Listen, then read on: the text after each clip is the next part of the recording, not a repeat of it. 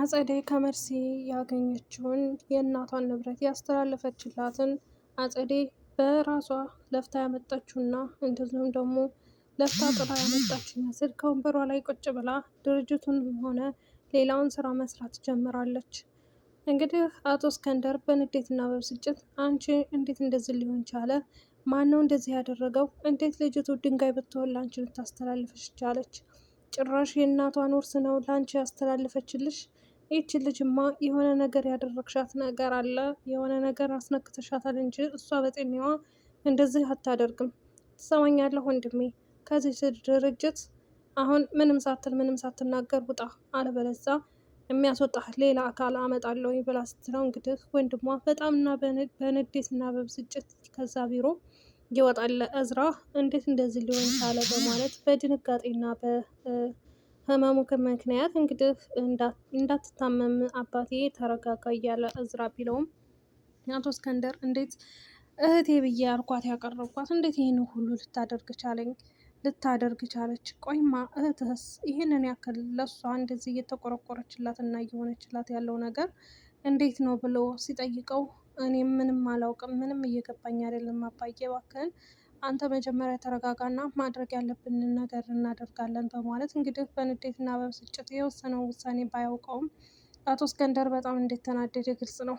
እንግዲህ አጸዴ ያንን ድርጅት በራሴ ስም ታደርጊልኛለሽ የእናትሽን ውርስ እያለች ብዙ ጊዜ እየለመነቻትም ስለነበረ የፈለገችውን ነገር ስላገኘች አሁን ላይ ማንም እንደማይነካትና ባለሀብት ሆና እንደዚሁም ደግሞ ባለ ድርጅት ሆና የምትኖር እንደዛ አድርጋ ስለምታስብ ራሷን ከቤቱ ላቅ አድርጋ አውጥታ ታስባለች ማለት ነው።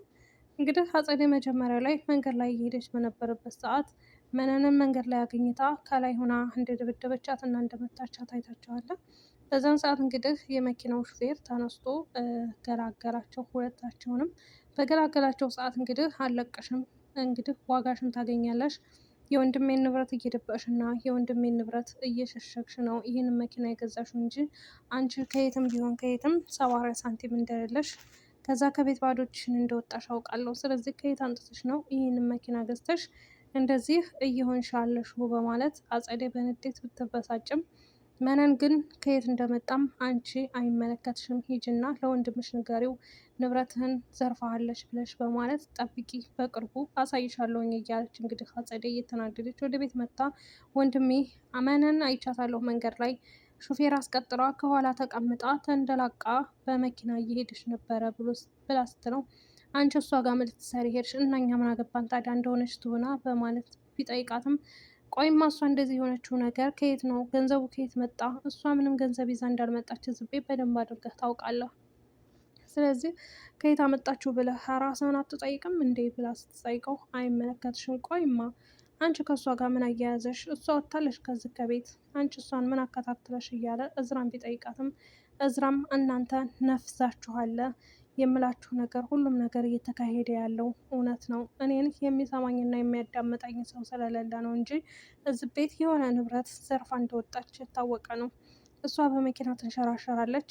እኔ የቤተሰቦችን ንብረት እንኳ በስርዓትና በቅጡ ማስተዳደርም ሆነ በራሴ የምለው ንብረት እንደሌለኝ ታውቃለህ። ጥገኛ ሆኜ ከእናንተ ጋር እየኖርኩኝ ስለሆነ እናንተ ምንም ላይ መስራችሁ ይችላለ። እንዴት እሷ ከዚህ ከቤት ባዶ ወጥታ እንዴት ሊኖራት ቻለ? እኔማ በየትም ብዬ አጣርቼ እውነታውን እደርስበታለሁ ወይ በማለት ለእነሱ ትነግራቸዋለች ማለት ነው። ሀብልም እንግዲህ ምግብ ሰርታ ምግብ አቅርባ ኑ ብሉ ባለቻቸው ሰዓት እነሱ እያስመሰሉ በነበረበት ሰዓት እንግዲህ እሷ በንዴት እና በብስጭት እነሱ እንደሚያስመስሉ አውቃባቸዋለች ማለት ነው።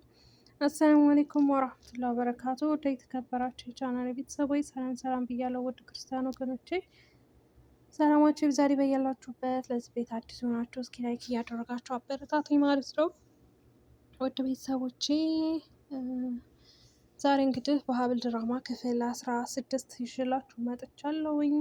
የሀብል ድራማ እንግዲህ እዛ ቤት ያለ መቧከስ፣ እዛ ቤት ያለ የገንዘብ ወዳድነታቸው፣ ለገንዘብ ሲሉ የማያደርጉት ነገር እንደሌለ ይህ ድራማ ብዙ ነገር ያስተምራል። ምክንያቱም ለገንዘብ ብለው የሰውንም ሕይወት እስከ ማጥፋት ድረስ ይደርሳሉ። ግን ያ ያጠፉት ሕይወት ደግሞ አንድ ቀን በገዛ አፋቸው እና በገዛ ምላሳቸው ራሳቸው ይታወቅባቸዋል ማለት ነው። መጀመሪያ እንግዲህ እንትና ሀብል ናት ሰው የገደለችው ብለው ራሳቸውን ለማሳሰር ከእሷ የምትከትፍበትን የኩሽና ቢላዋ ይዘው ሄደው ለፖሊስ ሰጥተው ምናምን የዛኔ እንደዛ በሆነ ሰዓት እንግዲህ አንቺ ነሽ ገዳይ ብለው ሀብልን እስር ቤት አሰቃይተዋት ነበር። እውነት መቼም ተደብቃት አትወጣም አንዳንድ ጊዜ እና በዛን ሰዓት እዝራ ምንም ባይወዳትም በነበረበት ሰዓት እውነታውን ስላልደበቀችው እና ሁሉንም እውነት ስለነገረችው እሷን ከእስር ቤት አስወጥቷል። የሀብል እናት ከሌላ ሀገር ሀብታም ሆና እንደዚሁም አባቷ ጀርመን ሀገር ወይም ሌላ እንግሊዝ ሀገር እንዳለ ሀብታም ሆና መታ ነበር እናቷ። ቢሆንም መነን ተብዬዋ ለገንዘብ ብላ እንግዲህ ሌላ የመንገድ ዳር ልጅ ነው አውጥታ ልጅሽ ናት ብላ የሰጠቻት። ሴትየዋ ወልዳ በልጅነቷ ስለሆነ ሐኪም ቤት ጥላት ሄደችው። መልኳ ምን ይሆን የምታውቀው ነገር ስለሌለ ልጅሽ ናት ብላ ስላለቻት ብቻ ሀና ልጅ ብላ ተቀብላታለች ማለት ነው። ኩኩሻ እንግዲህ የመንገድ ዳር ልጅ እንደመሆኗ በጣም አራዳና ብልጥ ልጅ ናት ከመሆኗ የተነሳ ልጄ ብላ ስትላት እንግዲህ ራሷን እንደሳተች አስመስላ ለብዙ ደቂቃ ራሷን ስታወድቃ ነበር። የዛን እንግዲህ ተጨንቀው ወደ ቤቷ ወስደው ምን ሆነሽ ነው ልጄ ምን ሆነሽብኝ ነው እያለች በጣም አዝና ነበረ። ከዛም እንግዲህ ኩኩሻ ቆይማ የት ነው ያለ ነው እማዬ እያለች ትጠራታለች ማለት ነው መነንን።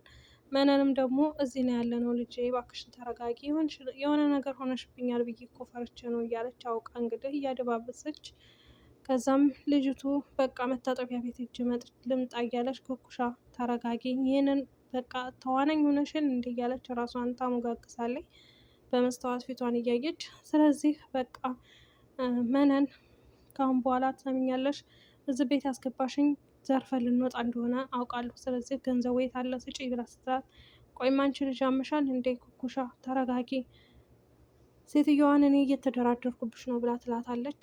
ማለት ምንድን ነው የምትደራደሪብኝ ስትላት እዚህ ቤት ልጇ እንደሆንሽ ነው የምታውቀው ስለዚህ ጠቀም ያለ ገንዘብ እንድትሰጠኝና ህይወታችንን እንድንለውጥ ብላ ትላታለች። ልጅቷም እሺ በቃ እኔ ላጣ አድርጌ ወስድብሻለሁኝ እያለች በራሷ ቋንቋ አንዳንድ ጊዜ ምላሷን እያጣጠፈች እና እየለወጠች ታወራለች።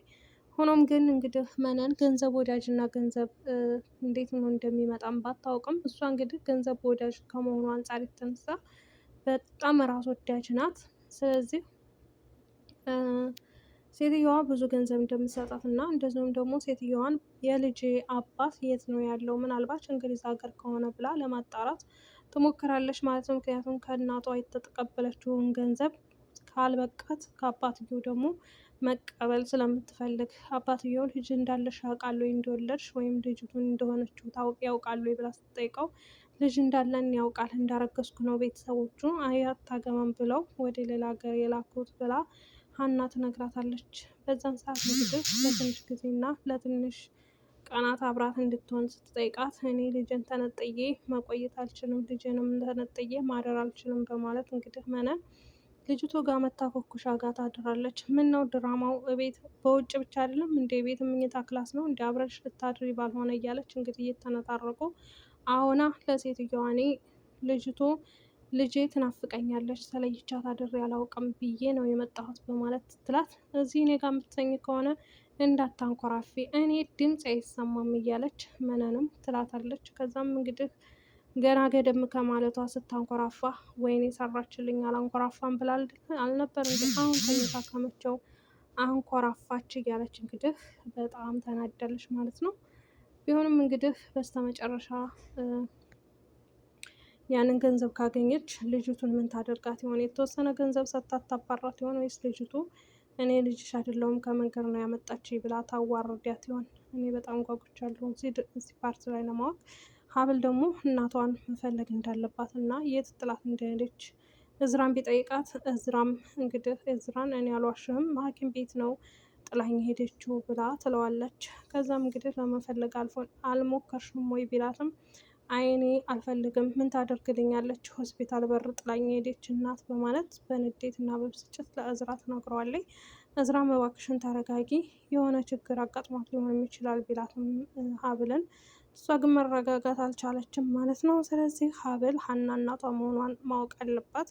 ኩኩሻም ደግሞ የለፋችበትን የደከመችበትን ገንዘቧን ማግኘት አለባት።